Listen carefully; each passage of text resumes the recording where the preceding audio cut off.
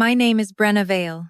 I am 29 years old, and I am a staff sergeant in the United States Army.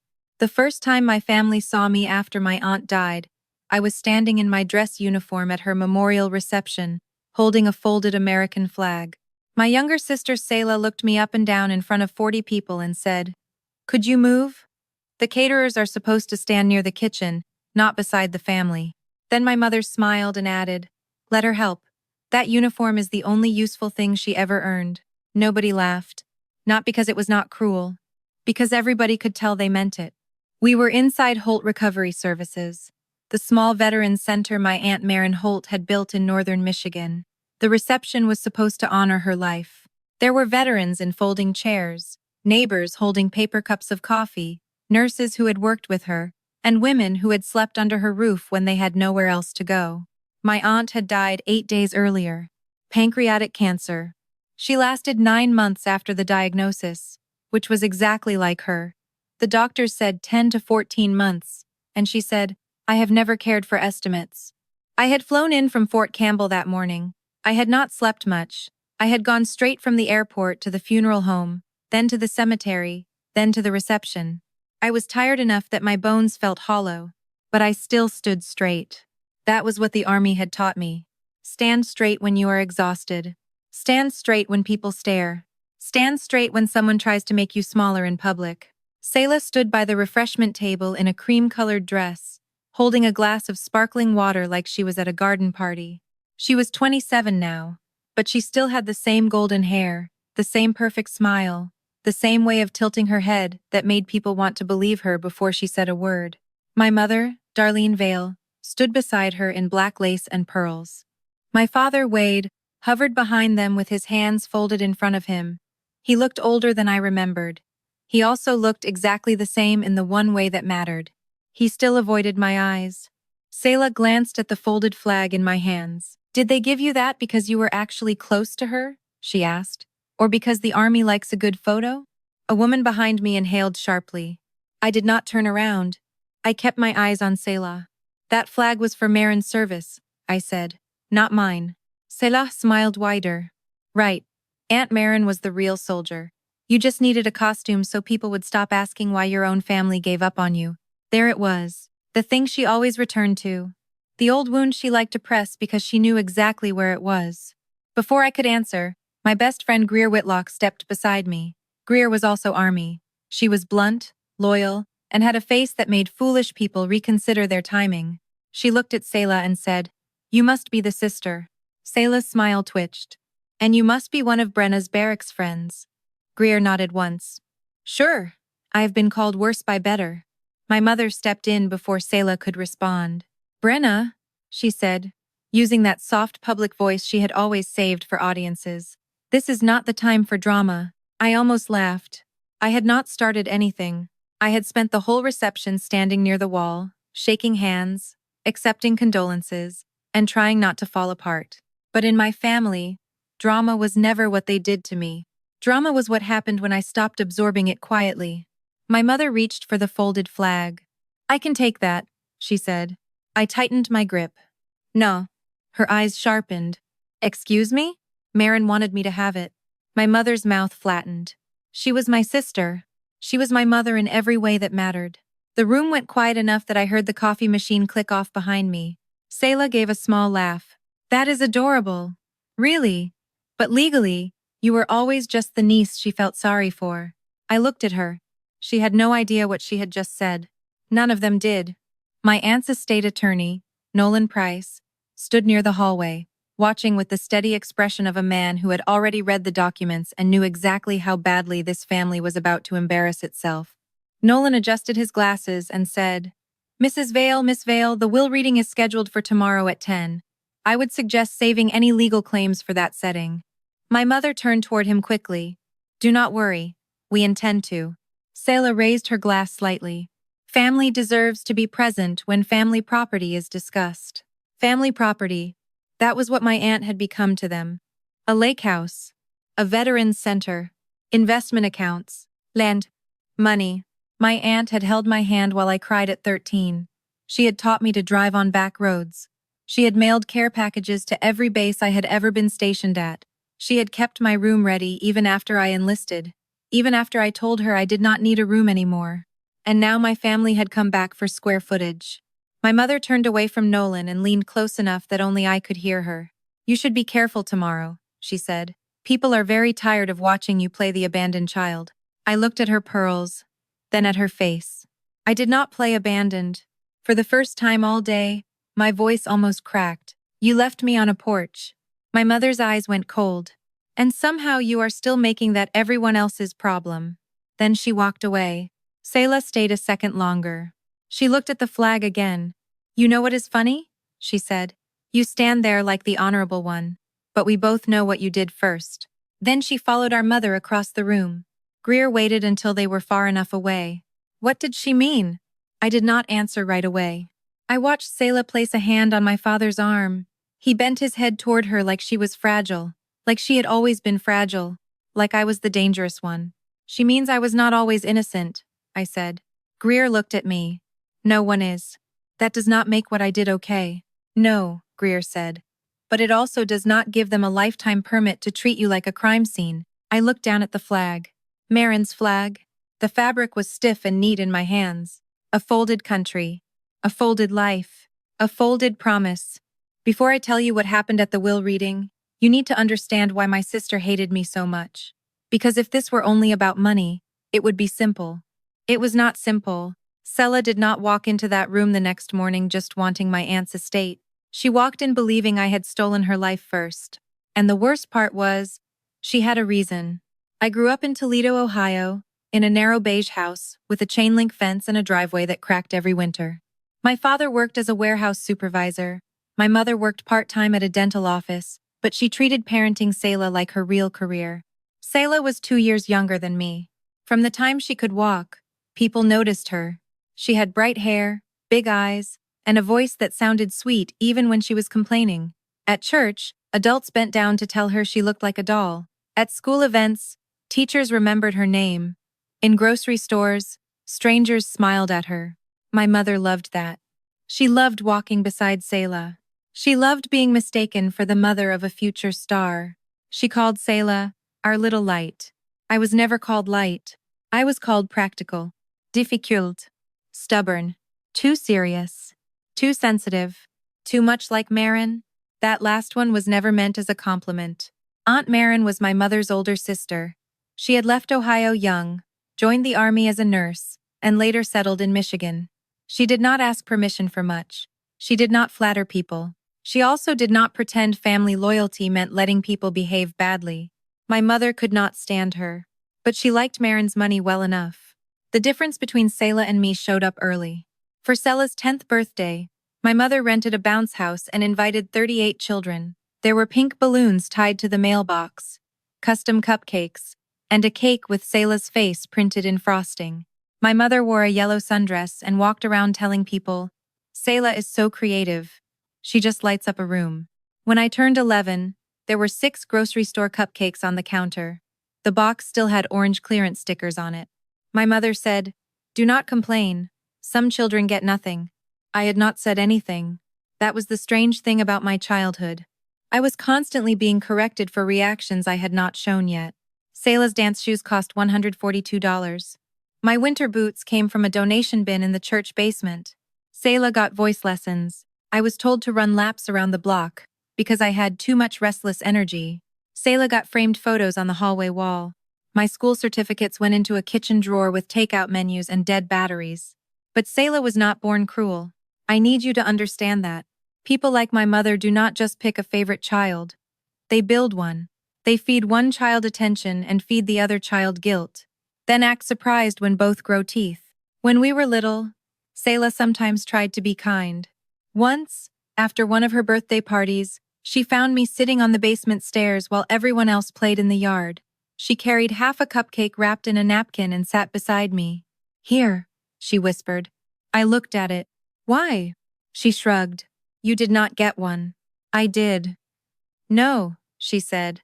"Mom gave you the one with no frosting." I took the cupcake. It was smashed on one side, but it had pink icing and sprinkles. Selah glanced toward the stairs and lowered her voice. "Do not tell Mom. She says you have to learn not to want things." I remember that sentence more clearly than most things from my childhood. You have to learn not to want things. That was my mother's rule for me, not for Selah. Selah was allowed to want loudly. She wanted dresses, lessons, attention, rides, applause, second chances, special treatment. My mother called it confidence. When I wanted anything, it became attitude. At school, I was not popular, but I was useful. I could carry heavy boxes, fix jammed lockers, run faster than most boys in gym class, and follow directions the first time. Teachers liked me in the way adults like children who do not require much. In 5th grade, I won a district fitness award. It was not huge, just a certificate and a blue ribbon. But I had trained for weeks. I had beaten every girl in my grade in the mile run, push-ups, and shuttle sprint. The award ceremony was on a Thursday afternoon. I gave my mother the paper 3 times. She said she had a patient schedule conflict. My father said he could not leave work. Selah had rehearsal. Nobody came. I walked home with the ribbon in my backpack. That same evening, Selah practiced a song in the living room for an audition video. My mother moved furniture so the lighting would be right. My father stood on a chair to tape a white sheet against the wall. My mother curled Selah's hair twice because the first curls were too flat. I sat at the kitchen table doing homework while nobody asked about the ribbon. At one point, Selah messed up a note and started crying. My mother rushed over. "Baby, no. No tears. You are allowed to be nervous. That means it matters." I looked down at my math worksheet. I had cried in the bathroom after the award ceremony. Nobody told me nerves meant it mattered. Nobody even noticed I had red eyes. That week was when I first heard about the Cedar Ridge Young Performers Fellowship. It was an arts program in Denver for talented kids. 3 weeks in the summer. Classes, performance training, housing, meals, and a final showcase with scouts from other programs. The value was $18,000. To our family, that number might as well have been $1 million. Selah's drama teacher said she had a real chance. My mother became obsessed. For 3 weeks, the house was not a house. It was Selah's production studio. No television while Selah rehearsed. No blender while Selah warmed up. No friends over, not that I had many. No noise in the hallway. No breathing too loudly. If my mother was in a mood, Selah was not unleashed. Lee was nervous. She was nervous. She asked me once if I thought her song was good. I said yes. She smiled like she did not know whether to believe me. Then my mother came in and said, "Do not ask Brenna. She does not understand performance." Selah's face changed. She stopped asking. The night before the deadline, I was in the garage looking for duct tape when I saw the USB drive sitting on top of Selah's bag. It was small and red, with a piece of masking tape wrapped around it. Cedar Ridge Final. My mother had written on it. I stared at it for a long time. I wish I could tell you I had some complicated plan. I did not. I was 11 years old, angry, lonely, and tired of watching the world stop every time my sister opened her mouth. I picked up the USB and put it inside my toolbox under a pile of loose screws. I told myself I would put it back in the morning. Just one night, I thought. One night where the house did not revolve around Selah. One night where she felt what I felt all the time. But the next morning, my mother could not find it. She screamed before breakfast. Selah cried so hard she threw up in the downstairs bathroom. My father slammed cabinets and punched the pantry door, leaving a dent that stayed there for years. My mother searched every room except the garage. I stood in the hallway with my hands shaking. I wanted to say something. I wanted to run to the toolbox and bring it back. But every minute that passed made it worse. By noon, I was no longer hiding a USB. I was hiding myself. The deadline passed. Selah missed it. That evening, she sat on the couch with a blanket around her shoulders.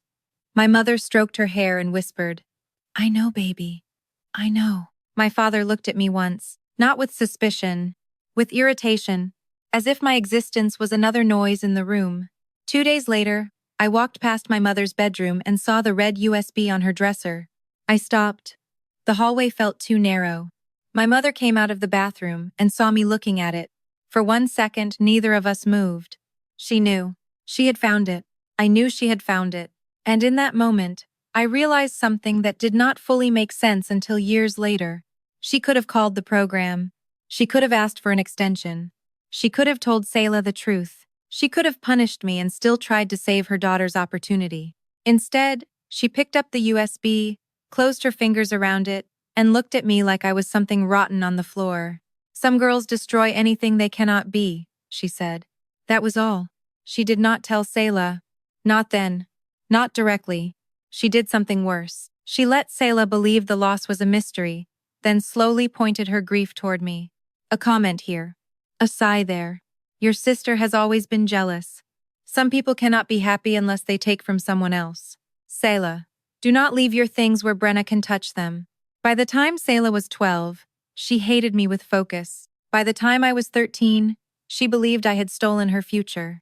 And I had done enough wrong that I did not know how to defend myself. That is how my mother worked. She did not need to invent every lie. She just took one piece of truth and wrapped a chain around it. When I was 13, something happened that did not fit the story my family had written for me. I got chosen. Not Selah. Me. My gym teacher, Mr. Holloway, was a retired Marine who treated middle school dodgeball like national defense. He was loud, strict, and fair, in a way that felt strange to me. If you worked, he noticed. If you lied, he noticed. If you quit early, he noticed. One afternoon after class, he handed me a packet. You ever think about leadership programs? He asked. I looked at the paper. Great Lakes Junior Military Leadership Academy. 6 weeks, room and board included. Outdoor training, academic leadership, first aid, physical conditioning, service projects. The scholarship value was $5,200. I almost handed it back. My parents will not pay for this. It says scholarship, Vale. I know, but there are probably fees. Covered. Travel? Covered. Uniforms? Covered. He tapped the packet. You earned the nomination. Do not disqualify yourself before anybody else gets the chance. That sentence stayed with me. Do not disqualify yourself. I filled out the application at the public library. Because home did not feel safe for Hope, I wrote the essay 3 times. The prompt asked what leadership meant. I wrote, leadership means being the person who carries the heavy thing without pretending it is light. I did not think that was special. It was just what I knew. 6 weeks later, the acceptance letter came. I was one of 60 students selected across 3 states. I read the letter in the library bathroom because I did not want anyone at home to see my face if I cried. For one afternoon, I belonged to myself. Then Selah came home with her own news. She had been invited to a private performance camp in Chicago. 2 weeks. No scholarship. Cost $2,850. My mother acted like it was destiny. She put the brochure on the refrigerator with a magnet shaped like a sunflower. She called 2 relatives before dinner. She told my father, this could be the thing that gets Selah back on track. Back on track meant back before the audition. Back before the USB. Back before my mistake became the center of her life. That night, we sat at the dinner table. Meatloaf, canned green beans, instant mashed potatoes. My mother had both brochures beside her plate. Mine and Selah's. That should have warned me. She cut her meatloaf into small pieces and said, Brenna, we need to talk about summer. I already knew. My body knew before my mind did. What about it? You are going to decline that military program. I stared at her. It is fully paid. There are always extra costs. It says everything is covered. Do not argue. Selah looked down at her plate, but I saw the corner of her mouth move. My father kept eating. My mother continued. Selah needs Chicago. Her confidence has been damaged enough. This family needs to prioritize healing. I looked at Selah. She looked back. For a second, I saw the little girl with the cupcake. Then she blinked, and that girl was gone. You owe me, she said. My fork felt heavy in my hand. I cannot give you my scholarship. I did not ask for your stupid military camp. Then what are you asking for? Selah's face hardened.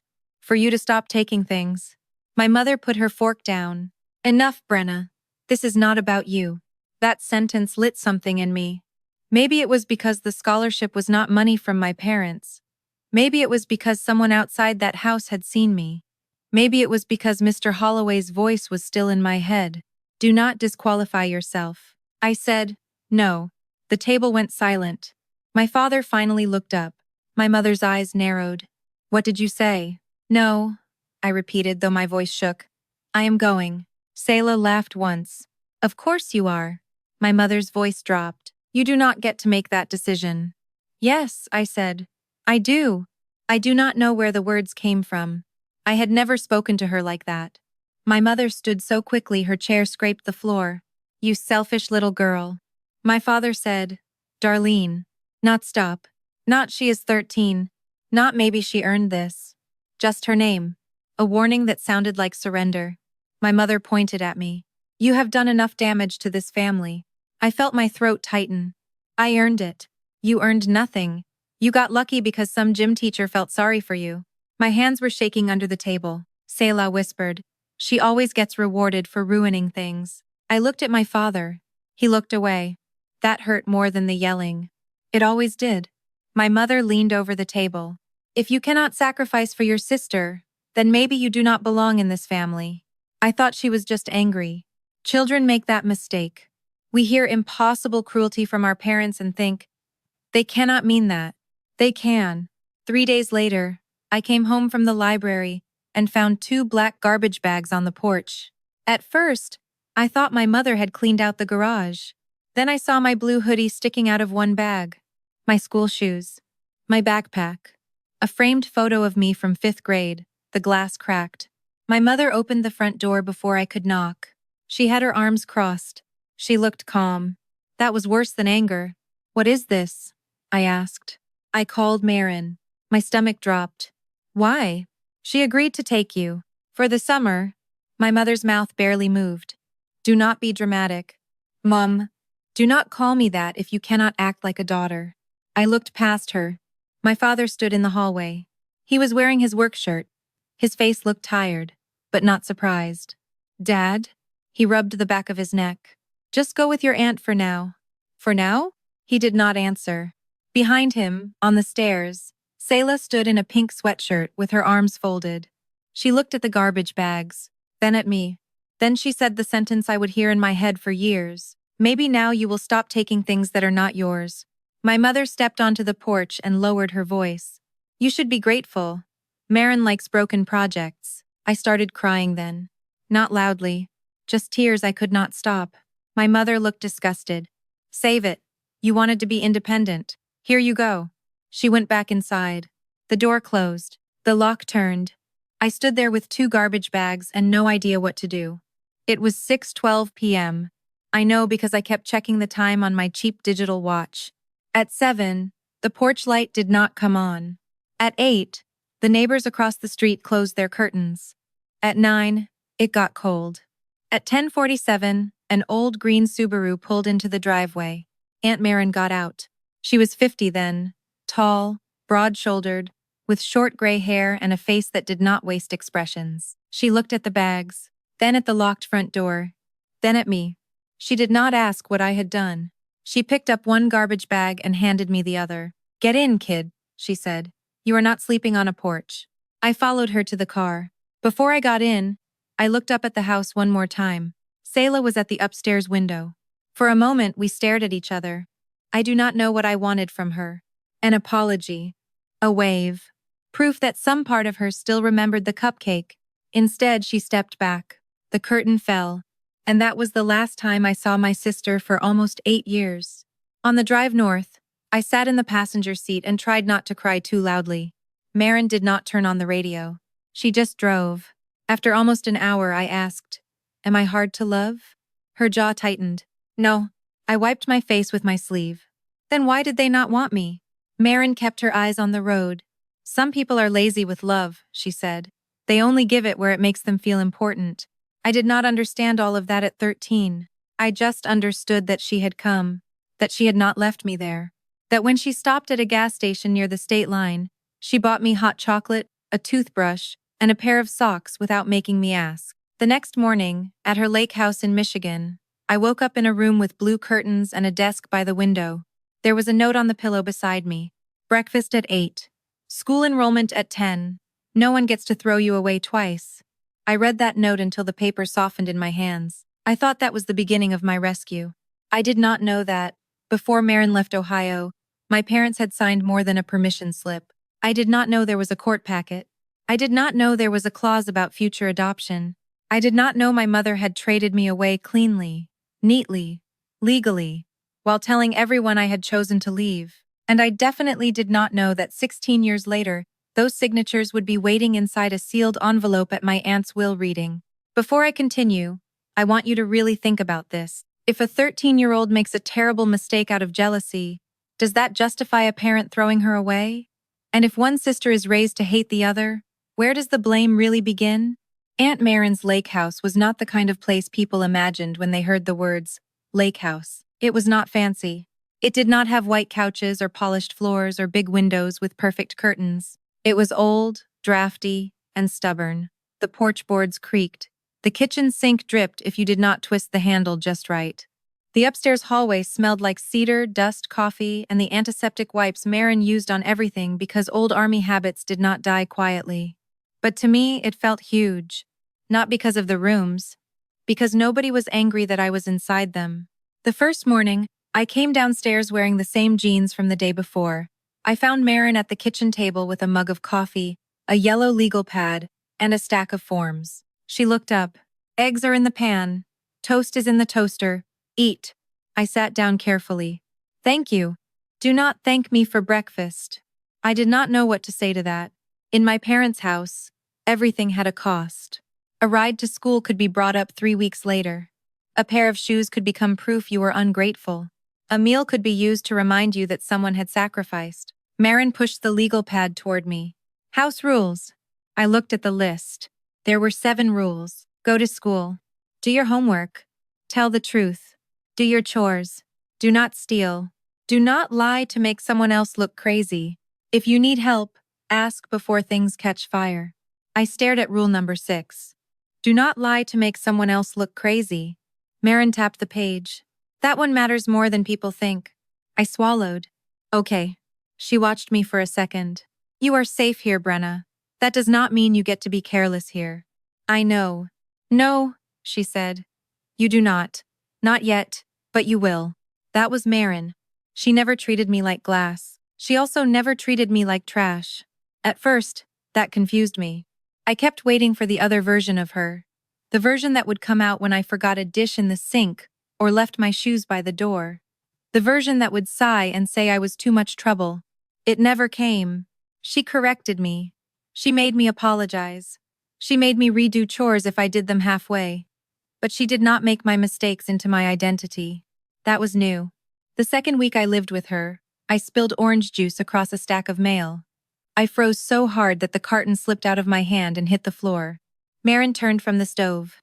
What happened? I am sorry. I asked what happened. I spilled it. I can see that. I am sorry. She looked at me strangely. Brenna, get a towel. I moved too fast and knocked a chair sideways.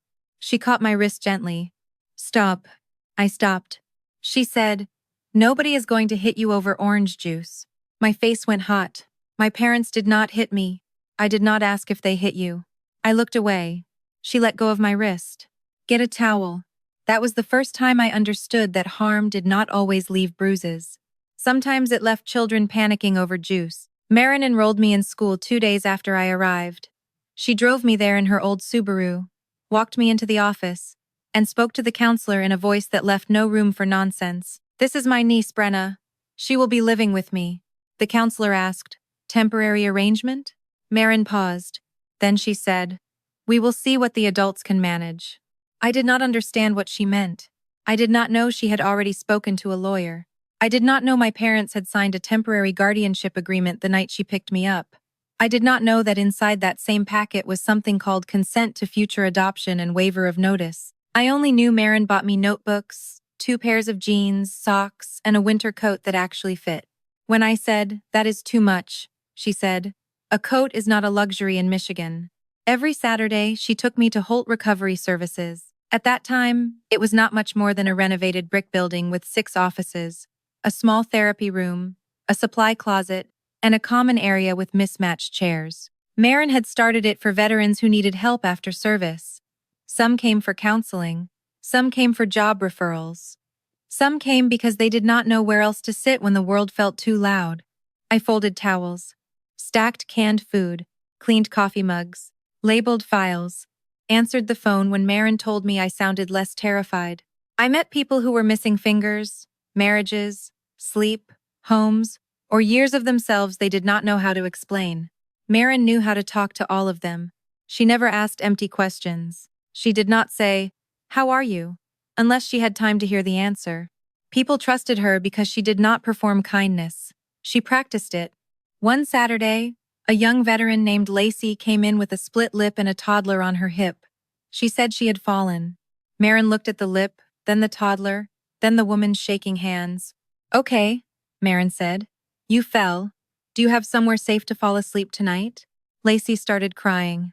Marin did not rush her. She just handed the toddler a juice box and said to me, "Brenna, get the blue folder from my office." That was how Marin worked. No speeches. No drama. Just action. I watched her and learned something my parents had never taught me. Love was not loud. Love was what happened after the door opened. 6 months after moving in, I told her about the USB. It happened in November. Snow was already collecting along the porch steps. Marin had made chili. I had barely touched mine. She noticed. She always noticed. "You are either sick or guilty," she said. I stared into my bowl. Can a person be both? Frequently. I pushed the spoon around. "Marin." She waited. "I did something bad before I came here." She did not move. I told her about Selah's audition, the Cedar Ridge Fellowship, the red USB, the toolbox, the missed deadline, my mother finding it later. I expected Marin to stand up. I expected disgust. I expected the moment where the safe place cracked and I saw what people really thought of me. Instead, she sat very still. When I finished, I said, "I think maybe they were right to hate me." Marin's face changed then. Not into anger. Into focus. "No. You do not know. Selah had a real chance. It was $18,000. Maybe more if they liked her. She could have left. You did something wrong." I flinched. Marin did not soften it. "You did. You hid something important because you were jealous." I nodded, staring at the table. "But," she said, "you were 11. That does not make it okay." "No, it does not." My eyes burned. She leaned forward. "Listen to me carefully. A wrong thing done by a wounded child does not give adults permission to destroy that child." I looked up. "Marin, she missed the deadline because of me. And your mother found the USB?" "Yes." "Before or after the deadline?" "After. I think after." "You think?" I saw it 2 days later. Marin's mouth tightened. "Did your mother ever call the program?" "I do not know." "Did she ever try?" "I do not know." "Did she ever tell Selah the truth?" "No." Marin got up, took her bowl to the sink, and stood there with both hands on the counter. For a second, I thought she was angry at me. Then she said, "Your mother had a chance to deal with one child's wrongdoing honestly. Instead, she turned it into a religion." I did not understand. Marin turned back around. "She made Selah worship her own wound, and she made you kneel beside it." I started crying. Not loud. Just the kind of crying that leaks out when you have held it behind your teeth too long. Marin pulled a chair beside me. "I am not going to tell you that what you did was fine. Okay, it was not fine. I know. But I am also not going to let you believe you deserve to be abandoned for it." I wiped my face. "What do I do?" "You tell the truth. To Selah? When you are ready. And when it will not be used as a weapon by your mother." "What if that never happens? Then we find another way to repair what we can." That night, Marin made me write a letter to Selah. She did not tell me what to say. She sat at the kitchen table reading medical journals while I wrote 6 pages on lined notebook paper. I wrote, "Selah, I hid the USB. I was jealous. I was angry. I wanted one night where nobody talked about you. That was cruel. I am sorry." Then I wrote, "I was jealous because everyone looked at you like you were the future and looked at me like I was furniture." That sentence made me stop writing for a long time. Marin read the letter the next morning. She did not correct my grammar. She just said, "This is honest. Should I mail it?" "Not yet." "Why?" "Because your mother will turn it into a knife before Selah ever gets to read it as an apology." She folded the pages and put them in a manila envelope. I thought that was the end of it. Years later, I learned it was not. That letter became the reason Marin created a trust for Selah. Not because she blamed me forever. Not because she thought money could erase what I had done. Because Marin believed repair should be practical. The trust was supposed to cover therapy, arts training, housing, and a real chance at independence when Selah turned 18. The original amount was $180,000. I did not know any of that at the time. I only knew Marin made me face the truth. She also made sure the truth did not become a prison. The Great Lakes Junior Military Leadership Academy changed my life in ways that sound small unless you have spent 13 years being treated like a mistake. Nobody there knew Selah. Nobody knew my mother. Nobody cared whose daughter I was. On the first morning, we woke up at 5:30 to a whistle and a flashlight beam hitting the cabin wall. A counselor yelled, "Feet on the floor in 10 seconds. I was on my feet in 5. That part was easy.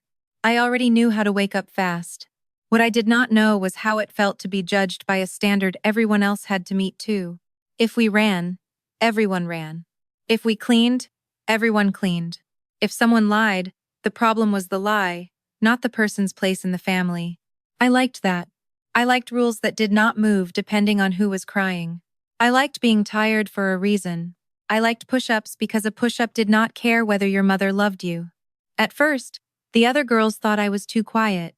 One of them, a girl named Tamsin, from Wisconsin, asked, "Do you ever talk?" I said, "When I have something to say." She laughed. "Okay, robot." I did not know if she was insulting me. Later, she saved me a seat at lunch. That was the first time I realized some people teased without trying to wound. The academy taught first aid, land navigation, leadership basics, physical training, and community service. We cleaned trails, packed food boxes, learned how to read maps, and took turns leading small teams through problem-solving exercises. During one exercise, our group had to move a heavy wooden platform across a muddy field using ropes, boards, and 4 people who were not allowed to speak. Everyone started arguing. I watched for 2 minutes, then tied 2 ropes to the front corners and handed the ends to the 2 strongest girls. "Pull evenly," I said. "You 2 stabilize. I will guide from the back." A counselor watched from the side. The platform moved. Afterward, he asked why I had not spoken sooner. I said, "People do not usually like when I tell them what to do." He said, "That is not leadership. That is fear of being disliked." I hated him for about 3 hours, then I wrote it down.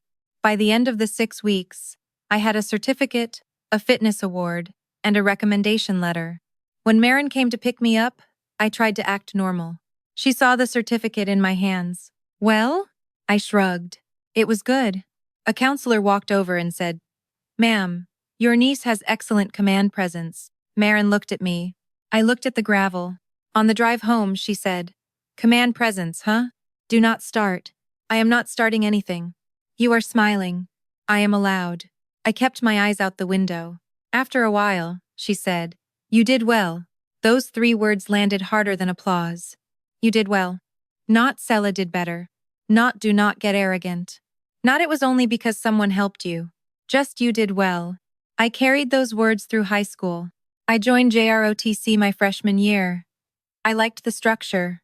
I liked polishing shoes. I liked memorizing ranks. I liked knowing where to stand.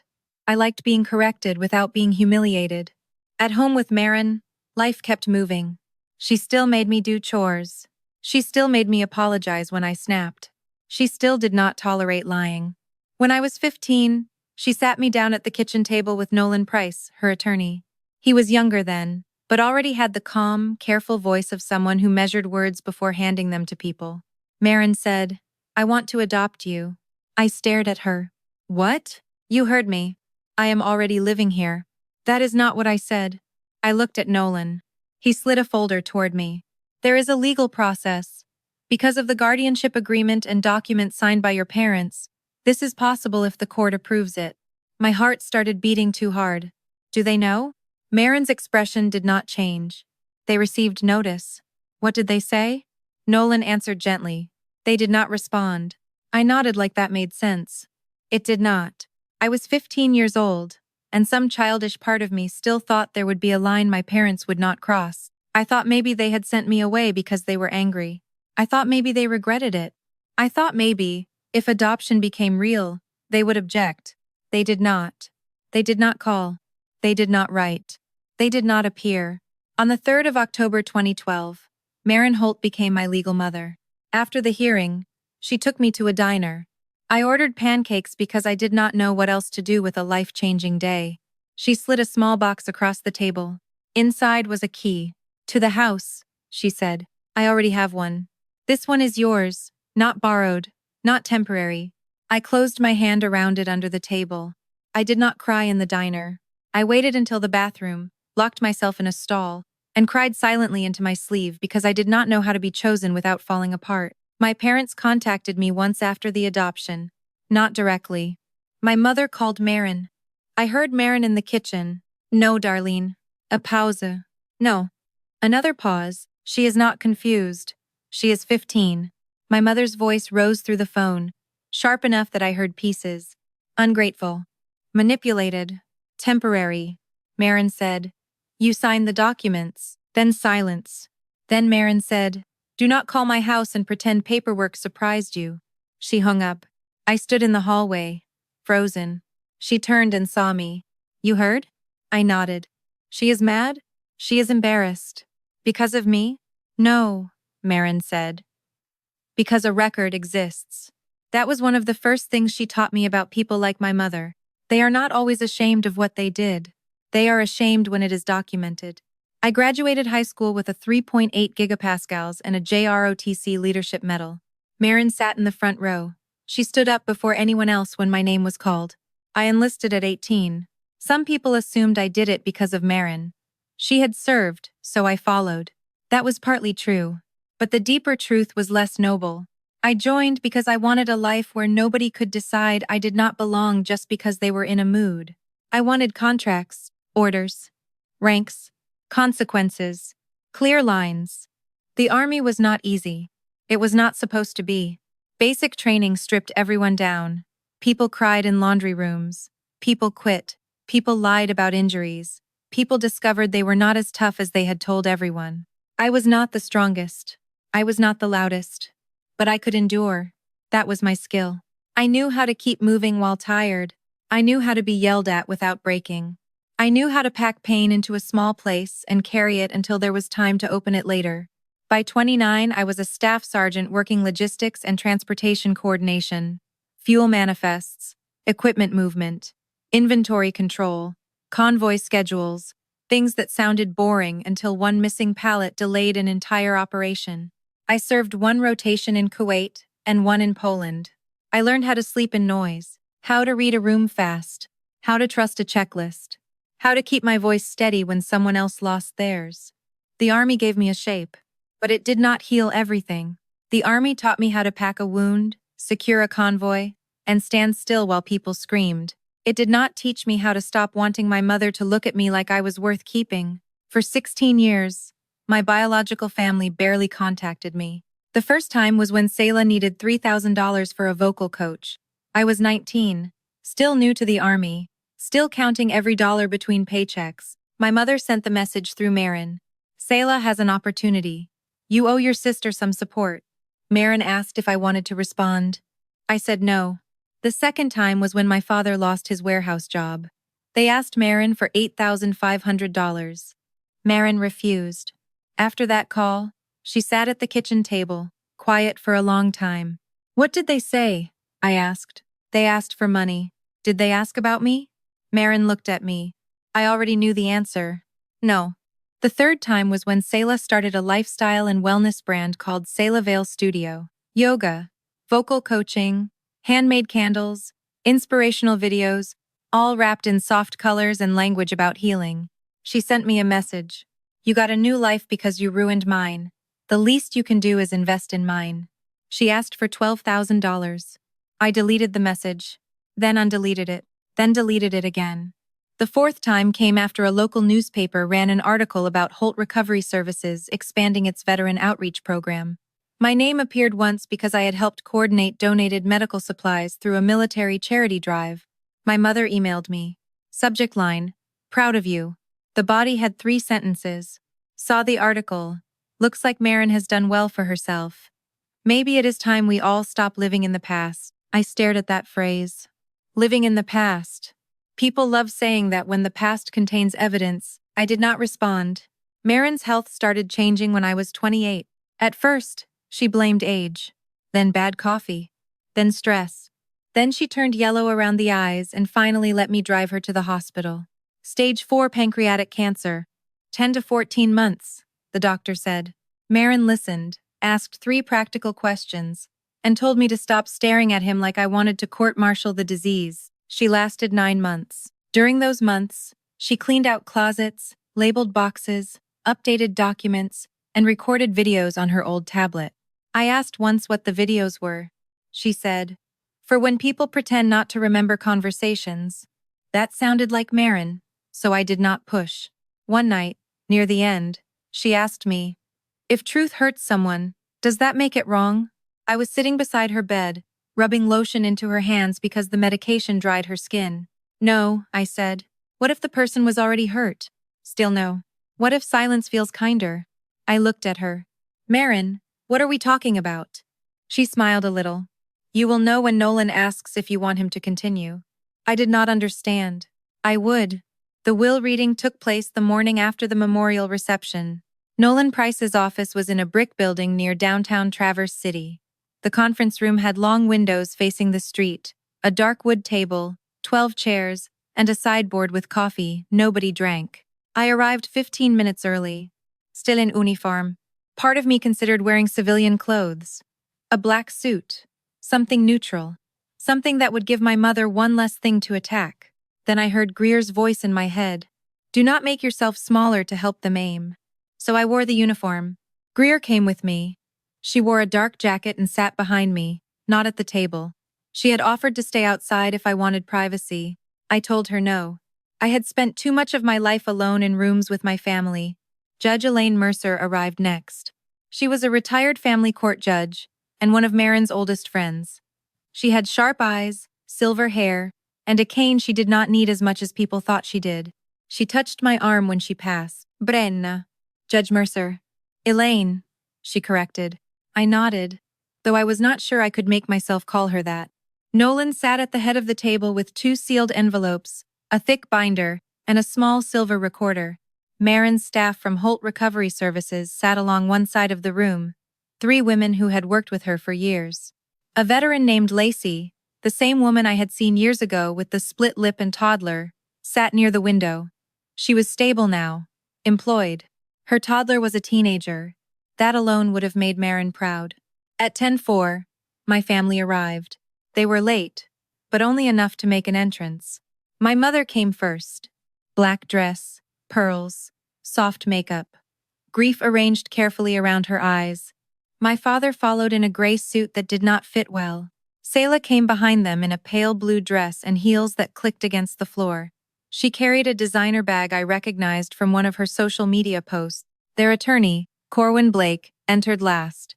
He had silver hair, an expensive briefcase, and the expression of a man used to being paid by people who thought confidence could substitute for facts.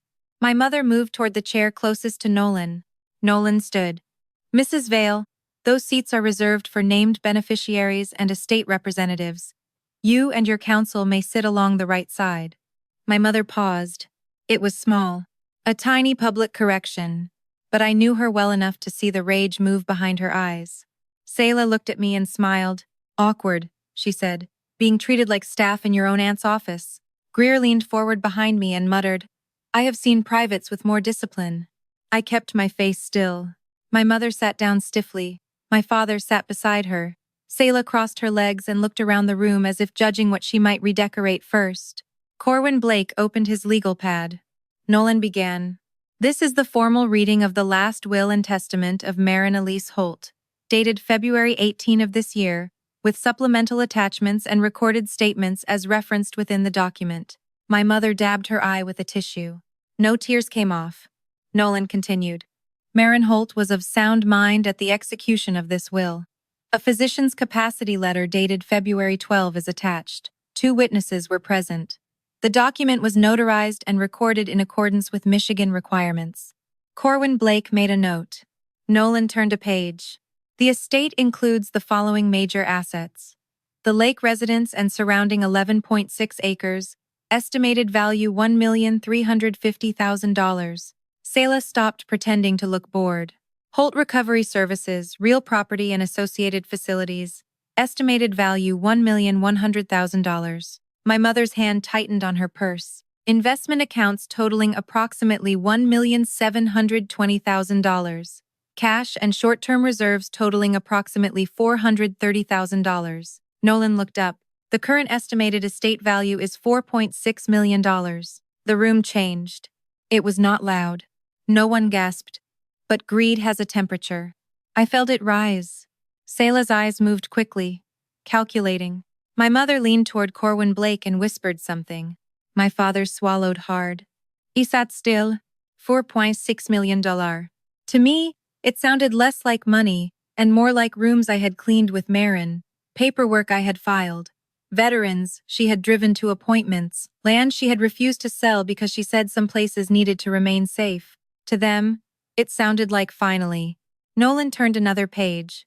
Before distribution, Miss Holt requested that several factual statements be read into the record. My mother frowned. Corwin Blake sat up straighter. Nolan opened the first sealed envelope. This attachment concerns the legal relationship between Marin Holt and Brenna Vale. Selah let out a quiet laugh. This should be interesting. Nolan did not look at her. In July 2010, Darlene Vale and Wade Vale executed a temporary guardianship agreement, granting Marin Holt physical and legal custody of Brenna Vale. My mother's face tightened. That was temporary. Nolan continued. The agreement was accompanied by a signed consent to future adoption and waiver of notice, executed by both biological parents. Corwin Blake stopped writing. Judge Mercer looked directly at my mother. My mother said, "That is not what that was." Nolan reached into the folder and removed a copy. The document is titled Consent to Future Adoption and Waiver of Notice. He placed it on the table. It contains both signatures. My father shifted in his chair. Selah looked from my mother to the paper. What is he talking about? My mother snapped. Nothing. Nolan continued. In 2012, Marin Holt petitioned for adoption. Notices were mailed to the last known address of Darlene and Wade Vale. No objection was filed. No appearance was made. On the 3rd of October 2012, the adoption was finalized in Grand Traverse County. The room was silent. Nolan looked at me briefly, then back at the document. From that date forward, Brenna Holt Vale was legally Marin Holt's daughter. My mother stood. This is absurd. Nolan said, Mrs. Vale, please sit down. She was not her daughter. She was my daughter. Judge Mercer spoke for the first time. Then you should have appeared in court when that question was before a judge. My mother turned toward her. You have no idea what happened. Judge Mercer's voice stayed calm. I know what a waiver of notice means. I signed enough adoption orders to recognize one. Selah looked pale now. Mom? My mother ignored her. This was manipulation. Marin always wanted to make me look bad. Nolan continued. Marin Holt's will states, I make no provision for Darlene Vale or Wade Vale. They voluntarily transferred custody of Brenna to me, signed adoption-related documents, failed to object to adoption proceedings, and made no meaningful parental contribution to Brenna's life after July 2010. My father finally spoke. That is not fair. It was the first time I had heard his voice all morning. I turned to him. Which part? He looked at me. His mouth opened. Nothing came out. That was my father. Always. Almost saying something. Always stopping before it mattered. Nolan continued. I also make no provision for Selah Vale, whom I have not adopted and for whom I hold no legal obligation as an heir. Selah jerked back like the words had slapped her. No legal obligation? Nolan said nothing. Selah laughed once, but it sounded wrong. She was our aunt, I said quietly. She was my mother. Selah looked at me with hatred burning clean through the shock. No, she was the woman who let you play victim for 16 years. My mother grabbed Selah's hand. Do not let them twist this. Selah stood. I am not letting anyone twist anything. Corwin Blake put a hand out. Miss Vale, I would advise. No, Selah snapped. I want everyone in this room to know who they are feeling sorry for. She pointed at me. You want to sit there in your uniform like some kind of hero? Tell them what you did. I knew immediately. The USB. My stomach dropped, but my face did not move. Selah's voice shook. When I was 9, I had a chance to get into Cedar Ridge. $18,000. A real program. A real way out. And she stole my audition drive. People looked at me. Selah kept going. She hid it because she could not stand that someone wanted me. She ruined my deadline, ruined my chance, and then ran off to Aunt Marin like she was the abused one. I was sent away, I said. You were sent away because you were poison. Greer moved behind me. I lifted one hand slightly. She stayed seated. Selah's eyes were wet now. That made it worse. Because the pain was real. The story around it was poisoned, but the pain was real. She looked at everyone in the room. She does this. She takes something, then stands there quietly until people feel sorry for her. Nolan looked at me. I knew I could stay silent. I knew silence might look stronger, but Marin had raised me better than that. I said, I hid it. The room went still. Selah blinked. I looked at her. I was 11. I was jealous. I was angry that the whole house revolved around you. I hid the USB in my toolbox. My mother said, finally. I kept going. It was wrong. Selah's face changed. She had expected denial. I did not give it to her. I have known it was wrong since the day I did it. Selah's voice cracked. You let me think I was crazy. No, I said. Mom did. My mother snapped. Do not you dare. I looked at her. You found the USB. The color left her face. There it was. Small. Fast. But I saw it. So did Judge Mercer. So did Nolan. Selah turned slowly toward our mother. What? My mother shook her head. She is lying. I said, I saw it on your dresser 2 days after the deadline. Selah's mouth opened. My mother stood again. That proves nothing. She has always lied when cornered. Then she turned to the room, performing for them now. This is who she is. This is who she has always been. A uniform does not change a rotten heart. The sentence hit harder than I wanted it to.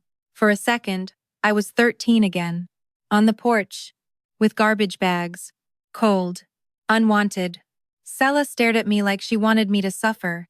My mother stared like she had finally regained control. My father stared at the table. Nolan leaned slightly toward me. There is a supplemental file, he said quietly.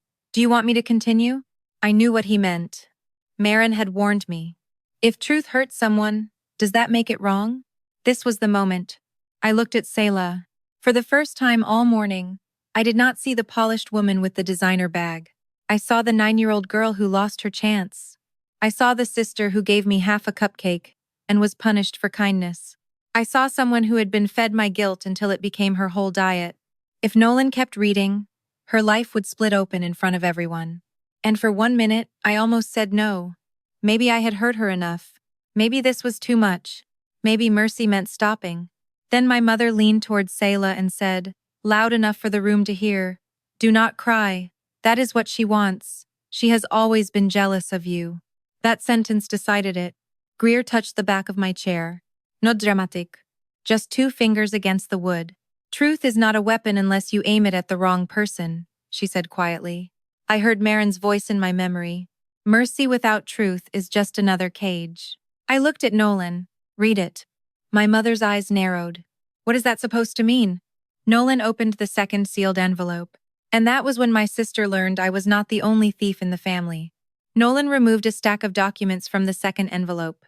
They were not part of the main will. They were labeled as a supplemental statement and financial disclosure. Corwin Blake leaned forward. I object to any unrelated material being introduced in an estate reading. Nolan looked at him calmly. This material is referenced directly in Miss Holt's testamentary statement. It concerns a potential claim made by Selah Vale regarding emotional and financial harm allegedly caused by Brenna Holt Vale. Selah frowned. What claim? My mother said quickly. This is nonsense. Nolan continued. Miss Holt anticipated that Miss Selah Vale might raise the Cedar Ridge audition incident as grounds for contesting Brenna's inheritance or character. Miss Holt therefore left instructions that the full record be disclosed if that accusation was made in this room. I looked down at my hands. Marin had known. Of course she had known. She had known Selah would say it. She had known my mother would use it. She had known I might stay silent out of guilt. Nolan began reading from Marin's statement. Brenna confessed to me at age 13 that she had hidden Selah's audition drive 2 years earlier. I considered the act serious, harmful, and wrong. I also considered Brenna a child acting out of neglect, not malice. Selah whispered. Neglect? My mother scoffed. Nolan kept reading. In response, I required Brenna to write a full apology letter and begin individual counseling. I then attempted, privately, to create a means of support for Selah Vale, who had also been harmed by the family environment. Selah's eyes moved to me. I did not look away. Nolan turned the page. On the 4th of March 2011, I created the Selah Vale Education and Recovery Trust. The initial funding amount was $180,000. The room went completely quiet. Selah stared at Nolan. What? My father closed his eyes. That was the first true answer he had given all day. My mother whispered, "Wade." Nolan continued. The intended purposes of the trust were therapy, arts education, housing support after age 18, and general transition support into adulthood. The trust was not designed to provide unrestricted cash to Darlene or Wade Vale. Selah looked at our mother. "You said Aunt Marin never cared about me." My mother's face hardened. "She did not." Nolan placed a bank summary on the table. The trust was administered through North Harbor Bank. In 2013, when Selah was 16, Darlene and Wade Vale submitted requests for disbursement under educational and welfare expense categories. Corwin Blake said, "Were they authorized signatories?" Nolan nodded. Limited access was granted based on parental representations and supporting documents. Selah's voice was small. "What documents?" Nolan said, "Invoices, school expense statements, therapy estimates, housing-related claims, and educational program deposits." My mother stood. "We did what we had to do." Selah turned toward her. "What did you do?" Nolan read from the summary. Between 2013 and 2021, Darlene and Wade Vale withdrew a total of $163,400. Selah's lips parted. The audit conducted by Ansel Reed, former North Harbor Bank officer, found that approximately $4,900 could be reasonably connected to expenses benefiting Selah Vale. Judge Mercer looked at Darlene. Only looked. That was enough. Nolan continued. The remaining funds were used for credit card debt, a kitchen remodel, a used Lexus SUV, Wade Vale's failed equipment rental business, and several transfers categorized as household emergency expenses. Selah sat down slowly. She looked like someone had cut the strings holding her upright. My mother said, "That money helped the family." Selah looked at her. "You told me there was no money." "There was not. There was $180,000. It was not that simple. You told me Brenna got everything." My mother pointed at me. "She did. Look at her." Selah turned toward me. For the first time in my life, there was no clean hatred in her face. There was confusion, and fear, and something worse, recognition. Nolan slid another document forward. Mr. Ansel Reed provided a sworn affidavit. He stated that by 2018, he became concerned that the trust funds were being misused. He contacted Marin Holt, who then hired counsel to investigate. My mother's eyes flashed. Marin had no right. Nolan ignored that. Miss Holt chose not to pursue immediate civil action while Selah still lived in the Vale household. Her stated concern was that confrontation might place Selah in a more unstable situation. Selah covered her mouth. My father spoke quietly. "Darlene, we should go." My mother turned on him. "Sit down." He did. Even then. Even there. He sat. Nolan said, "There is also a recorded statement." My mother's face changed. "No." Nolan looked at me. I nodded once. He pressed play on the small silver recorder. Marin's voice filled the room. It was weaker than I remembered. But it was still Marin. "My name is Marin Elise Holt. This statement concerns conversations I had with my sister, Darlene Vale, regarding the Cedar Ridge Audition Drive and the Selah Vale Education and Recovery Trust." My mother's lips pressed together. Marin's voice continued. "Darlene admitted to me in a phone conversation in 2018 that she found the missing audition drive shortly after the submission deadline. She stated, quote, 'By then, it was better that Selah understood what kind of sister she had.' End quote. Selah made a sound like she had been hit," Marin continued. "When I asked whether she had attempted to contact Cedar Ridge, request a late submission, or tell Selah the drive had been found, Darlene said, quote, 'Why would I clean up Brenna's mess? Selah needed to learn who she could trust.' End quote. The recording stopped. For a few seconds, nobody moved. Then Selah whispered, 'You found it?' My mother shook her head. "That is taken out of context." "You found it?" "Selah, you were too young to understand." "You found it?" My mother's face twisted. "Yes, I found it. After the deadline." I said, "You could have called." My mother snapped, You do not get to speak. Selah stood. You could have told me. My mother turned back to her. And what? Break your heart twice? Tell you your sister hated you enough to sabotage you? Selah's voice rose. You let me think I was crazy. I protected you. No, Selah said. You kept me angry because angry daughters do not ask questions. That line hit the room harder than any document. My mother's mouth opened. Nothing came out. Selah looked at my father. You knew? He rubbed both hands over his face. Not at first. Selah stared. But later? He did not answer. Selah laughed. It was a broken sound. Of course. My father said, your mother handled the finances. And you handled what? Selah asked. Silence? He flinched. For a second, I almost felt sorry for him. Then I remembered the porch. The locked door. His eyes pointed at the floor. No. Pity was not the same as absolution. Corwin Blake closed his folder halfway. My mother noticed. What are you doing? He spoke carefully. Mrs. Vale, I need time to review these documents before advising further. You are my attorney. I am aware. Then advise. He looked at the bank records, then at Nolan, then at Judge Mercer. My advice is that you say nothing else on the record. It was the smartest thing he had said all morning. My mother did not take it. This is Marin's revenge, she said. Nolan replied, No, Mrs. Vale, this is Marin's documentation. My mother pointed at me again. She planned this. She sat in her little uniform, waiting to humiliate us.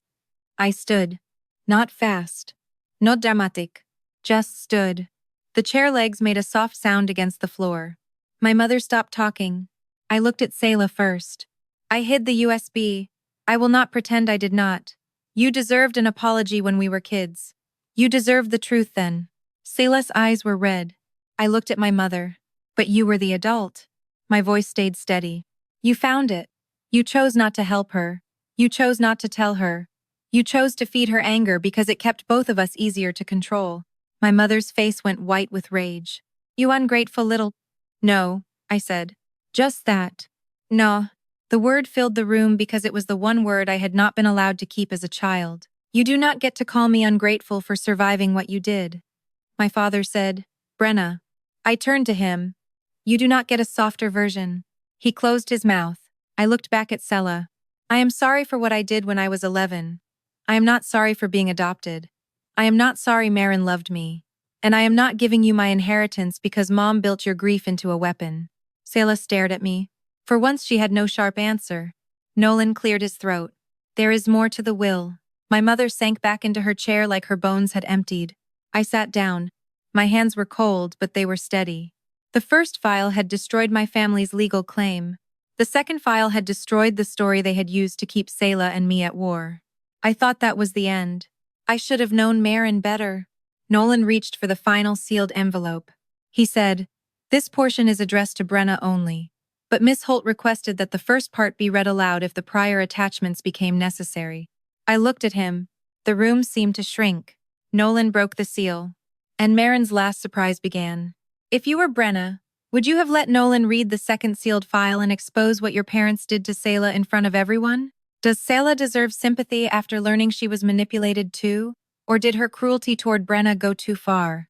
Nolan held the final envelope for a moment before opening it. For the first time that morning, his expression changed. Not much. Just enough for me to understand that whatever was inside was not a simple distribution clause. He looked at me and said, Brenna, Marin wanted you to know that you are free to leave the room before this is read. My mother gave a bitter laugh. Oh, now she gets privacy? Judge Mercer looked at her. Mrs. Vale, I strongly suggest you stop speaking. My mother's mouth closed, but her eyes kept burning. I looked at Nolan. Read it. He nodded and removed a folded letter, along with a printed document clipped to a grant approval packet. The paper trembled slightly in his hand. Not because Nolan was nervous, because the room had become heavy. He began.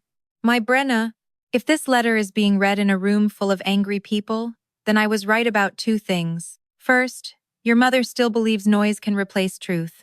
Second, you are probably sitting there wondering if telling the truth made you cruel. It did not. I looked down at the table. Marin's voice was not in the room, but I heard her anyway. Nolan continued. Cruelty is not the same as consequence.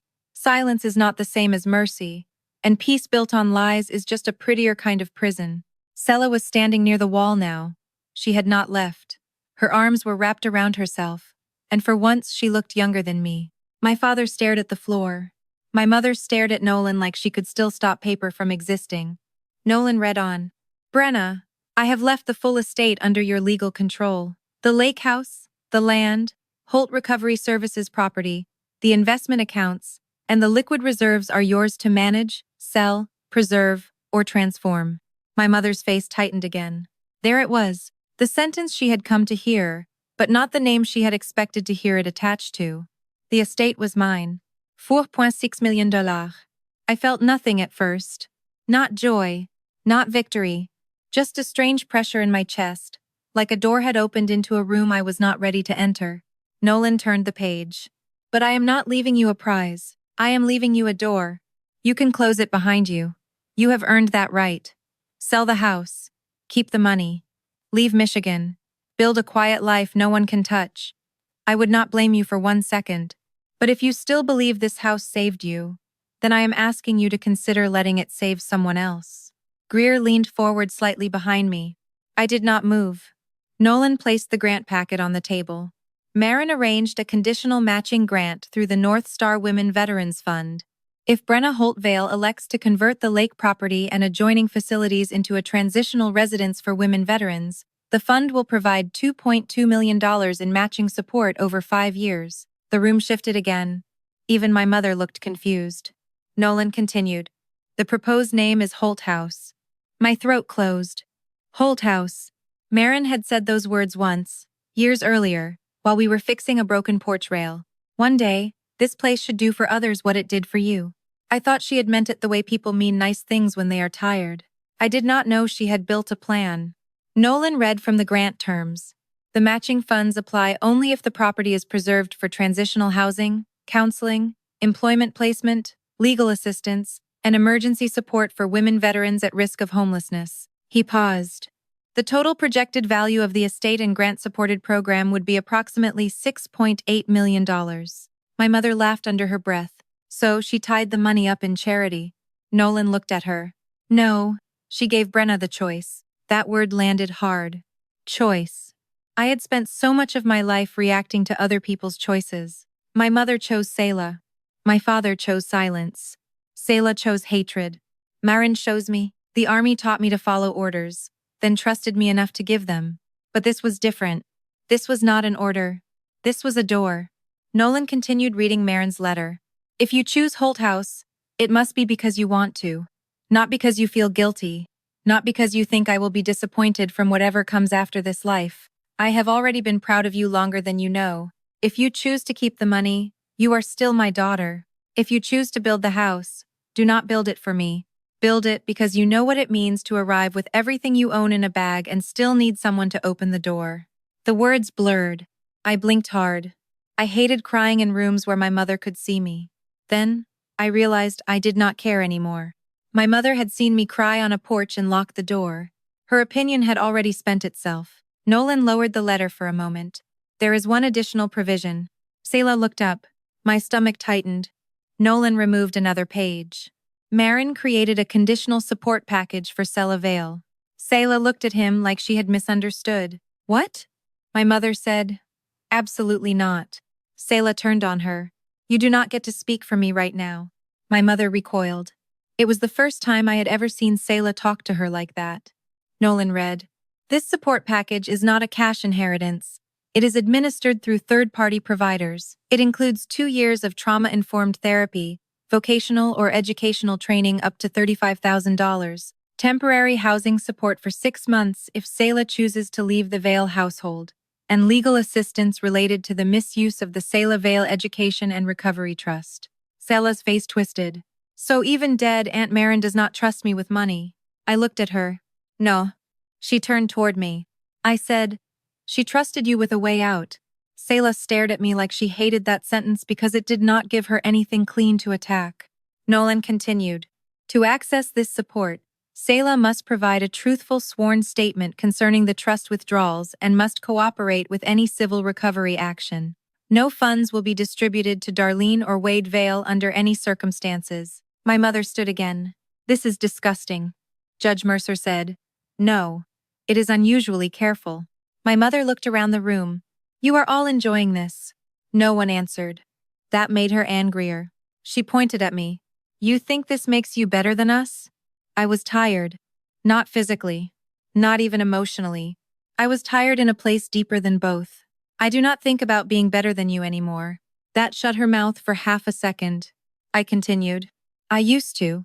When I was younger, I wanted to come back successful enough that you would regret throwing me away.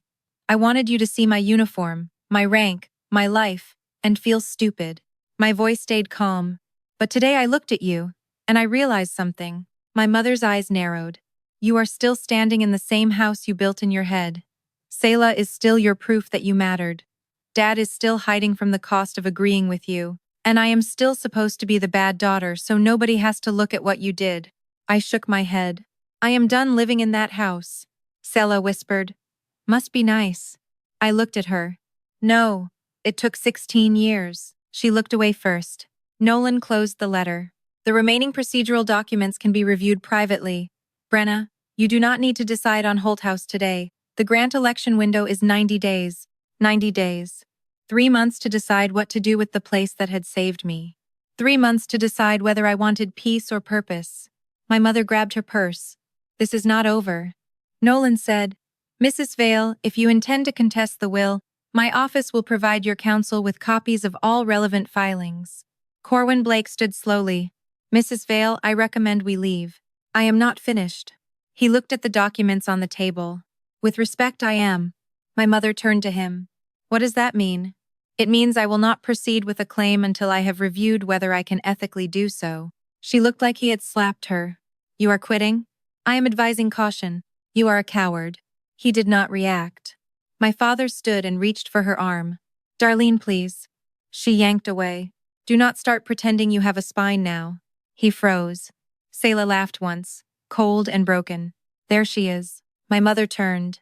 What did you say? Selah shook her head. Nothing. For once. Then she walked out. Not with our mother. Not with our father. Alone. For a second, nobody moved. Then my father followed her. My mother stood in the room a moment longer, breathing hard, eyes moving from the documents to me, to Nolan, to Judge Mercer. Finally, she leaned toward me. You will regret this. I looked at her. No, I said. I will remember it accurately. She left. The door closed behind her, and the room exhaled. I stayed seated. My legs felt strange, like I had been standing for hours, even though I had barely moved. Greer came around the chair and stood beside me. You good? No. Fair. Judge Mercer approached slowly. She placed one hand on the back of a chair. Your aunt was a difficult woman, she said. I laughed, but it came out broken. Yes. She was also right about most things, which made her more difficult. That sounded so much like Marin that I almost cried again. Lacey, the veteran from Holt Recovery Services, wiped her eyes and said, She told me once that you were the best thing she ever argued with a court about. I looked at her. She said that? Lacey nodded. She said you came into her house like a stray cat with a report card. I laughed for real then. Small. Ugly. Needed. Nolan gathered the documents but left Marin's letter in front of me. I can give you time, he said. I nodded. Everyone slowly left the room except Greer. She waited by the door. I picked up the letter. Marin's handwriting was on the last page. Brenna, if you are angry, be angry. If you are relieved, be relieved. If you feel sorry for Selah, that does not mean you owe her your skin. If you never speak to Darlene again, that is not cruelty. If you speak to Wade one day, make him earn the conversation. And if you build Holt House, remember this. You are not saving girls like you because you were broken. You are doing it because someone opened a door, and you learned how doors work. I pressed the paper flat with my hand. For years I had thought inheritance meant what someone left behind for you. Marin was asking me to understand that it could also mean what you refused to pass on. I found Selah in the stairwell. Not because I chased her. Because when I left Nolan's conference room, I heard someone crying behind the fire door. It was not loud. Selah never liked sounding messy. I stood there for a second with my hand on the door bar. Greer waited beside me. You want backup? No. You sure? No. She nodded. I will be right here. I pushed the door open. Selah was sitting on the landing between the second and third floors, her knees pulled close, her cream coat folded over her lap. Her makeup had run under one eye. She wiped it fast when she saw me. Go away. I can. Then do it. I stayed by the door. I just wanted to make sure you were not about to drive with them. She laughed without humor. Still giving orders? No, just asking. I am not your soldier. I know. She looked down at her hands. For a few seconds, the only sound was the building air system humming above us. Then she said, Did you know about the trust? No. Do not lie. I did not know. She looked up. You knew about the USB. Yes. You knew you hurt me. Yes. And you still got Marin? There it was. The real wound. Not the money. Not even the audition. I got out.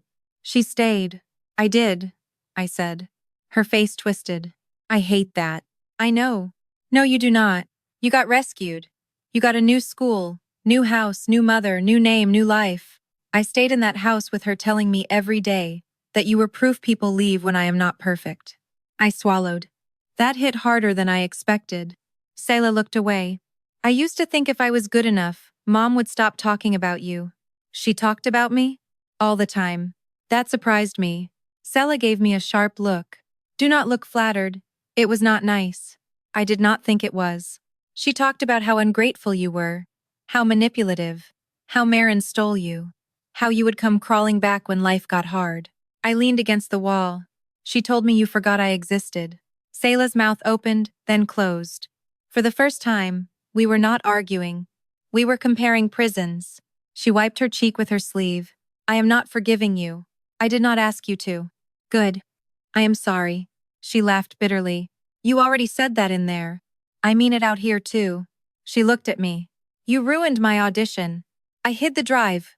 Mom ruined what came after. Selah stared. That is convenient. It is true. Both can be true. Yes. That stopped her. I sat on the step across from her, leaving space between us. I was jealous of you, I said. Not just your singing. Everything. The way people turned toward you. The way Mom touched your hair. The way Dad smiled when you performed. I wanted one night where the house did not belong to you. Selah's eyes filled again, but she blinked the tears back. I was 9. I know. You were supposed to be my sister. I know. You were supposed to protect me from her. That sentence landed in my chest and stayed there. I looked at the concrete floor. I did not know she was doing it to both of us. Neither did I. The stairwell went quiet again. Then Selah said, The trust money. I nodded. I am sorry. Stop saying that like it fixes anything. It does not. I built my whole brand on healing, she said, almost laughing. Can you believe that? Videos about boundaries and self-worth while Mom was using my dead chance as a leash? I did not say anything. She looked at me. What are you going to do with the house? I do not know yet. Yes, you do. I did not answer. She shook her head. You always get the clean choice. That almost made me angry. There was nothing clean about today. You know what I mean. I really do not. She stood suddenly. You get to be noble. You get to turn the lake house into some beautiful project. Everyone will clap because the unwanted daughter became a hero. I get therapy paid for by a dead aunt who did not trust me with cash and a legal statement against my own parents. I stood too. Marin did not make your parents steal from you. No, you just started the whole thing. The old Selah flashed back. Sharp. Cruel. Looking for blood. I felt my own anger rise. Then I stopped. Not because she did not deserve an answer. Because I had spent years letting my mother choose the shape of every fight. I would not do it now. I started one thing, I said. I will carry that. I will not carry everything they did with it. Selah looked at me like she wanted to hate that line. Maybe she did. Maybe she needed to. The stairwell door opened below us. My father stepped in. He looked up and saw us. Selah, he said. Your mother wants to leave. Selah wiped her face and laughed. Of course she does. He looked at me. Brenna. I waited. He took one step up. I am sorry about today. I stared at him. Today? His face tightened. I am sorry about a lot of things. Selah crossed her arms. Name one. He looked at her, then at me, then at the railing. Silence. Selah nodded. That is what I thought. She walked past him down the stairs. He looked like he might follow, then stopped. I moved toward the door. Brenna. I paused. He said, I did not know how to stop your mother. That was the closest he had ever come to honesty. I turned back. You could have opened the door. He flinched. Good. Not because I wanted to hurt him.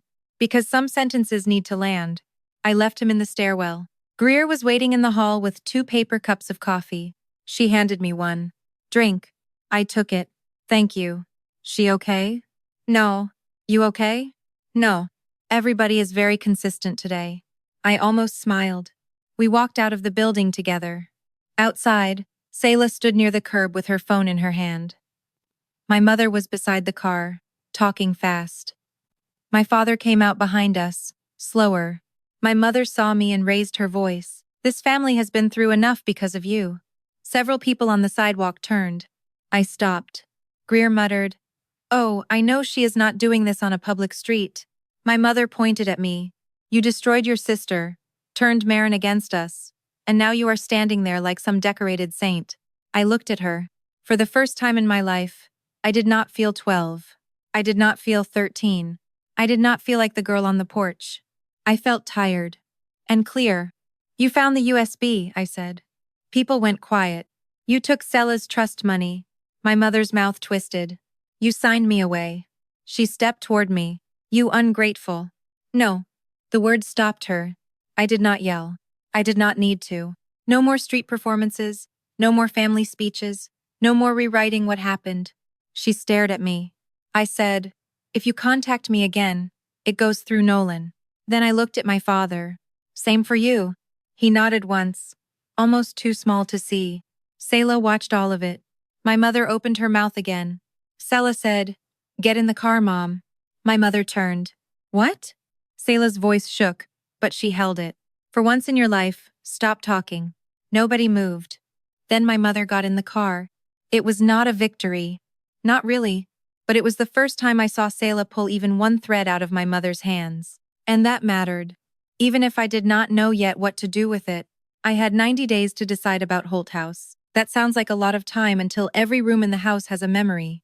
The first week after the will reading, I slept badly. I stayed in Marin's room because mine felt too much like being 13 again. Then Marin's room felt worse, so I moved to the couch. Then the couch smelled like her old wool blanket, and I woke up reaching for a person who was not there. Greer stayed 3 days. She made coffee, answered the door, and told 3 different neighbors that no, I did not need another casserole. On the 4th morning, she found me sitting at the kitchen table with Marin's letter, the grant packet, and a legal pad full of numbers. She looked over my shoulder. You made a decision matrix? I work logistics. You made a grief spreadsheet. It has categories. That is worse. I rubbed my eyes. I do not know what to do. Greer sat across from me. Yes, you do. Why does everyone keep saying that? Because you keep making the face. What face? The face you make when command gives guidance you already agree with but you want to complain first. I stared at her. She drank her coffee. The house saved you, she said. You said that. That does not mean I know how to run a transitional home. No, but you know how to build systems. You know how to move resources. You know how to deal with paperwork nobody wants to touch. I know convoys and inventory. You know people arriving with half a life in a bag. That silenced me. Outside, the lake was gray under a low sky. The dock needed repair. The porch railing still leaned where Marin and I had never finished fixing it. The house looked tired. So did I. I wanted the ending to be clean, I said. Greer nodded. Yeah. Endings rarely pass inspection. I laughed once, then cried. She did not move toward me. That was one of the reasons I loved her. She knew when comfort needed distance. After she returned to Fort Campbell, I spent the next month meeting with people. Nolan handled the estate paperwork. Judge Mercer introduced me to a nonprofit consultant named Hollis Grant, a woman with short hair, red glasses, and no patience for sentimental plans without budgets. Hollis walked through the lake house with a clipboard. How many bedrooms? 6 if we convert the den. Bathrooms? 3 full, 1 half. Septic condition? Functional but old. Roof? 5 years left if we are lucky. Parking? Bad. Zoning? Complicated. I followed her from room to room. At the end, she said, This is possible. I exhaled. Really? Yes. Expensive, annoying, and full of meetings, but possible. That became the first honest hope I had. We built a plan. Phase 1.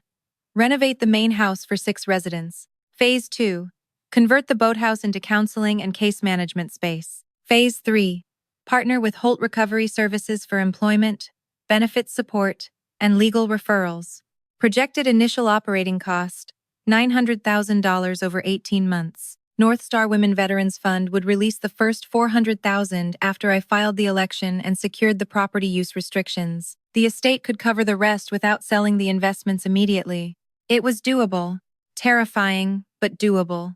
During that same month, my parents did not stay quiet. My mother sent 14 texts. I did not respond to any of them. The first said, "You humiliated your own mother in public." The fourth said, "Marin poisoned you." The seventh said, "Selah is fragile, and this will destroy her. I hope you are happy." The 10th said, "You were always cold. The army made it worse." The 14th said, "No matter what paper says, I gave birth to you. You owe me respect." I blocked her after that, not because I was angry, because I could feel my body reacting every time the phone lit up. My jaw tightened, my shoulders lifted, my stomach dropped. I had spent years trying to make my nervous system into a courtroom where my mother could keep filing appeals. Blocking her did not feel dramatic. It felt like locking a door that should have been locked a long time ago. My father sent one letter through Nolan. 2 pages. Handwritten. I did not open it for 3 weeks. When I finally did, it said, "Brenna, I am sorry. I know those words are too small. I have started this letter 10 times and thrown it away 9. I told myself your mother knew best because it was easier than admitting I was afraid of her. I told myself you were better off with Marin because then I did not have to face that we had failed you. I told myself silence kept peace. It did not. It just made you pay for it. I should have opened the door. I am sorry I did not. Dad." I read it twice. Then I put it in a drawer. I did not forgive him, but I did not throw the letter away. That was all I had in me. Selah did not contact me for 36 days. Then a message came from an unknown number. I signed the statement. That was it. No apology. No insult. No demand. I stared at the message for a long time before answering. Okay. 3 dots appeared. Disappeared. Appeared again. Then, "I am not asking you for anything." I typed 3 different responses and deleted all of them. Finally, I wrote, "I know." She did not respond. A week later, Nolan confirmed Selah had given a sworn statement about the trust withdrawals. She had also accepted the therapy provision and temporary housing option. She moved out of my parents' house into a short-term apartment arranged through the support package. My mother called Nolan's office 6 times in one day. Nolan billed the estate for every call. Marin would have loved that. On day 72, I drove to the cemetery. Marin's grave was simple. Her name, her dates, her branch of service, and one line she had chosen herself. "Tell the truth. Bring snacks." I stood there holding the grant election form. "I am mad at you," I said. The cemetery was quiet. "You could have just left me money like a normal difficult person." A crow landed on a tree branch nearby. I looked at the form. "I am scared I will mess it up." No answer. "Of course." Then I remembered something Marin told me when I was 14 and afraid to lead a school service project. "You are allowed to be scared. You are not allowed to let scared make all your decisions." I signed the election form on the hood of my truck. My hand shook, but the signature was clear. Brenna Holtvale. Not the name I was born with. The name that had been given to me. The name I chose to keep. 6 months after the will reading, the lake house looked like a construction zone with emotional damage. There were tarps in the hallway, paint samples taped to doors, and 3 contractors who learned quickly not to tell me something was probably fine, unless they had documentation. The old guest rooms became resident bedrooms. Marin's sewing room became an intake office. The boathouse became a counseling space after 2 inspectors, 1 electrician, and a very tired plumber gave us the all clear. The sunroom became the common room. I fought to keep that room almost the same. Not because I was sentimental. I told myself that, anyway. But the truth was, the sunroom had saved me more than once. At 13, I did homework there because the light was good. At 16, I sat there after nightmares. At 18, I opened my enlistment papers on that old wooden table. At 24, after a hard deployment rotation, I sat there at 3 a.m. while Marin made tea and did not ask questions until I was ready. Some rooms know how to hold people. I wanted that one to keep its job. Hollis became interim director of operations for the launch year. Greer joined the advisory board remotely and threatened to make everyone use proper supply labels. Judge Mercer handled governance documents with Nolan. Lacey helped design the intake process from the perspective of someone who had once needed help and hated feeling like a case file. We hired 2 case managers, a part-time therapist, and a night resident coordinator named Willa who had the calmest voice I had ever heard in a crisis. I stayed in the military. That surprised some people. They assumed inheritance meant I would leave, but the army was still my job. Holt House was my responsibility. Those were not the same, but they could stand beside each other. The first resident arrived on a Monday in October. Her name was Arden Cole, 24 years old, former Army medic. 1 duffel bag, 1 cardboard box, a bruise fading along her jaw that she did not explain, and we did not force her to explain at the door. I was standing on the porch when the rideshare dropped her off. She looked at the house, then at me. You Brenna? Yes. You military? Yes. She nodded at my boots. Figured. I looked at the duffel. You want help with that? I have it. Okay. She lifted it, but the strap slipped. I did not grab it. I waited. She adjusted her grip and looked embarrassed. I said I have it. I heard you. She stared at me for a second, then nodded. People think help always means taking the weight. Sometimes help means not taking the last thing a person still controls. I opened the door. The house smelled like fresh paint, coffee, and cedar. Still modern. Still new. Arden stepped inside and stopped in the entryway. A memory hit me so hard I almost had to hold the wall. 2 garbage bags. A locked door. A porch light that never came on. Marin's voice. Get in, kid. You are not sleeping on a porch. Arden shifted her weight. So what now? I looked at her. Now we show you your room. Then you eat if you are hungry. Then nothing else has to happen today. Her face changed. Just a little. Like she had been braced for a fight and found a chair instead. She looked down. I do not like owing people. You do not owe us for needing a door. She swallowed. I stepped aside. You are safe here. The words came out before I planned them. Maybe they were mine. Maybe they were Marin's.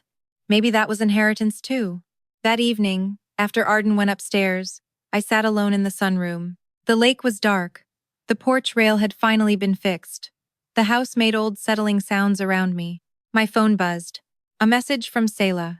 I almost did not open it. Then I did. I started therapy today. A second message came. I still do not forgive you. Then a third. But I think I hate Mom more accurately now. I stared at the screen. That was the most Selah sentence possible. Sharp. Messu. Almost honest. I typed. That sounds like a start. She replied. Do not make it inspirational. I smiled despite myself. Then another message came. For what it is worth. I remember the cupcake. I stopped smiling. For a moment, I was back on the basement stairs, holding half a smashed cupcake with pink frosting. I typed. So do I. She did not answer after that. She did not have to. My father's letter stayed in the drawer. Maybe one day I would answer it. Maybe I would not. My mother tried to reach me twice through relatives. I did not respond. A cousin messaged me saying, she is still your mother. I wrote back, Marin was my mother. Darlene gave birth to me. Then I blocked the cousin too. That may sound harsh. Maybe it was. But I had finally learned that boundaries feel cruel to people who benefited from you not having any. 3 weeks after Holt House opened, we held a small public launch. Not a gala. Marin would have haunted me for spending money on ice sculptures. Just coffee, folding chairs, a few speeches, and a ribbon across the porch. Veterans came. Neighbors came. People from North Star came. Nolan came. Judge Mercer came. Greer flew in and complained that our storage room labels were inconsistent. Selah did not come. I did not expect her to. Then, 10 minutes before the ribbon cutting, I saw her standing at the edge of the driveway. She wore jeans, a gray coat, and no makeup. For the first time in years, she did not look arranged. She looked real. I walked over. You came. She shrugged. I am not staying long. Okay. She looked at the house. So this is it. This is it. Aunt Marin would be annoying about this. She would be unbearable. Selah almost smiled. Then she reached into her bag and pulled out a small envelope. I found this while moving out. She handed it to me. Inside was a photograph. 2 little girls on basement stairs. Selah in a party dress. Me in a faded t-shirt. Between us, 1 cupcake. I stared at it. Where did you get this? Dad took it. Mom hated it because my dress had frosting on it. I looked at the photo for a long time. Selah said, I am not giving it to you as some big forgiveness thing. I know. I just do not want it in her house. I nodded. Thank you. She looked uncomfortable. Then she said, I signed up for a performance class. I looked at her. Yeah? Do not make a face. I am not making a face. You are making a quiet face. That is just my face. She rolled her eyes. For 1 second, we sounded almost like sisters. Then the moment passed. She looked toward the porch. I'm glad you did not sell it. That surprised me. Suangi. She nodded once and walked back down the driveway before anyone could ask her to stay. I did not follow. Some people come back in steps. Some people never come back all the way. That is not always tragedy. Sometimes it is safety. Greer found me holding the photo. You okay? I looked at the 2 girls in the picture. I think so. You ready? No. Yes. We walked to the porch. Hollis handed me the scissors. The ribbon was blue. Marin would have said we were being dramatic, then stood in the front row crying quietly and denying it. I looked out at the people gathered there. Veterans, neighbors, staff, friends, people who had known Marin, people who would know Holt House. I did not give a long speech. I had learned from Marin that if you can say something in fewer words, you should. I said, this house opened for me when I was 13 years old and had nowhere to go. Today, it opens again. That is all Marin ever wanted. Then I cut the ribbon. People clapped. The sound moved across the porch and out toward the lake. For once, applause did not feel like something that belonged to somebody else. That night, after everyone left, I taped the photo of Selah and me inside the top drawer of Marin's old desk. Not on the wall. Not yet. But not hidden either. Then I locked the front door. Not to keep myself safe from the world. To protect the people sleeping inside. I walked upstairs past the resident rooms. Behind one door, Arden was talking softly on the phone. Behind another, Willa laughed at something on the television. The house was not quiet. Good. A safe house should have noise. At the end of the hall, I stopped outside my old room. The blue curtains were gone. The walls had been repainted. The bed was new. A woman named Larkin would move in there next week. She was 32, former Navy, recently divorced, sleeping in her car. I touched the doorframe. For years I thought healing meant the past stopped hurting. It does not. The past still hurts, but it gets less power when you stop handing it the keys. My parents threw me away when I was 13 because they thought I was the problem they could remove. My sister hated me because I gave her one real reason, and my mother built a whole religion around it. My father stayed silent because silence was cheaper than courage. And Marin? Marin opened a door. Then she taught me how doors work. So no, I did not get a clean ending. I did not get a mother who apologized. I did not get a childhood repaired. I did not get a sister who suddenly loved me. I got documents. I got truth. I got a house full of women learning how to sleep without fear. I got a life that no longer needed my mother's version of the story. And maybe that is better than a clean ending. Maybe that is what freedom actually looks like. Before you go, I want to ask you something. If you were in my place, would you have read the second file and exposed what my parents did to Selah, even knowing it would break her in public? And do you think Selah deserved the support Marin left her? Or should she have walked away with nothing after the way she treated me? Let me know what you think, because I still wonder about that sometimes. But every morning when I unlock the front door of Holt House, I remember one thing clearly. Inheritance is not only what someone leaves you. Sometimes inheritance is what you choose not to pass on. I am the storyteller here, and we have reached the part where revenge would have been easy to understand. Brenna could have taken the money, walked away, and no one could blame her. But healing often begins when we choose not to pass our pain to the next person. So here is the question for all of us. If you inherited the house that once saved you, would you keep it as proof that you survived, or turn it into a door for someone else who is still trying to survive. If this story made you think about family, blame, forgiveness, or the quiet strength it takes to walk away from old pain, stay with us. Subscribe to the channel and follow for more meaningful family stories, where we do not just ask who was right or wrong, we look deeper at what people carry, what they choose, and what life can teach us after the damage is done.